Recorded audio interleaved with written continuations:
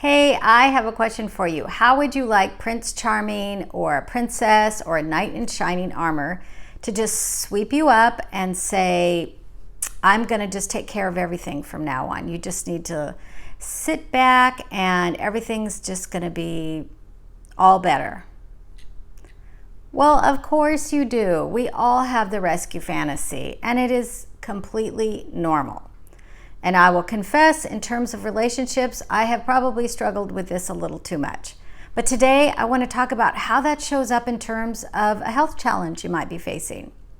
So it generally looks like if I can only just find the right doctor or program or diet or supplement, and then I will feel better. And yet, you have very likely been on this hamster wheel for a long time. And if you have been doing that, you also realize that there is no perfect plan or one specific thing you can do. In fact, everything that you've done up to this point has brought you to where you are now. So what do you do about it?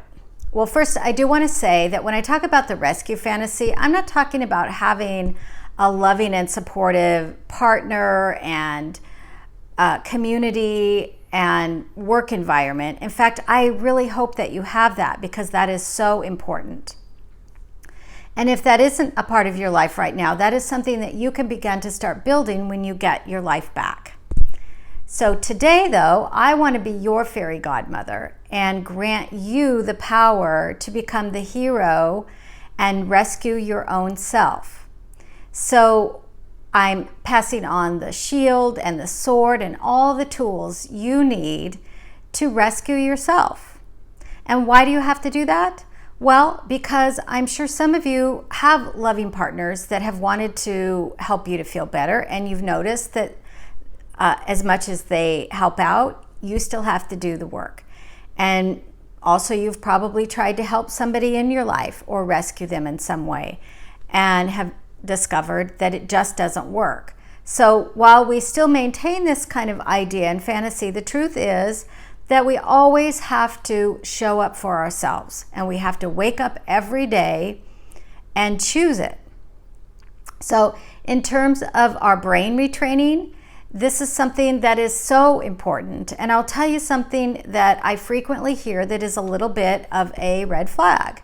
And that is this idea that I don't want to try anything anymore because I don't want to have hope. It's too scary to have hope because I've had hope in the past and it hasn't worked. Well, that is really kind of dangerous, because hope is going to be, 80% of what's going to get you from where you are now to where you want to be. In terms of brain retraining, we are overriding our natural tendency to be hypervigilant and anxious and fearful. And we are quite literally evolving our brains by using these tools and strategies to change our lives. So a big piece of that would fall under the category of what might be called the placebo effect. There have been multiple studies on the power of the mind. So when you believe that you're going to get better, you do. And that is something that is not outside of you. That's within you. That is something you can summon up.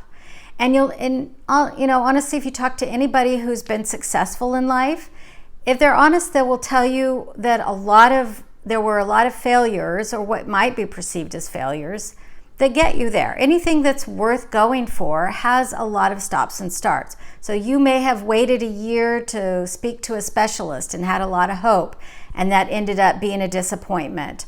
Or spent a lot of money on a specific protocol that might have gotten you a little bit further, but you're still not where you want to be. And I just have to say, as somebody who's worked in this field of chronic illness for a very long time, that is just part of the journey, and part of the process is coming to terms with that, to letting it go, and all the things that we need to do to move forward. So I just want to give you that encouragement and tell you that I am looking forward to hearing your hero and shero journey and what kinds of things you're doing to show up for yourself every day. And I'm here for you, and I look forward to talking to you soon.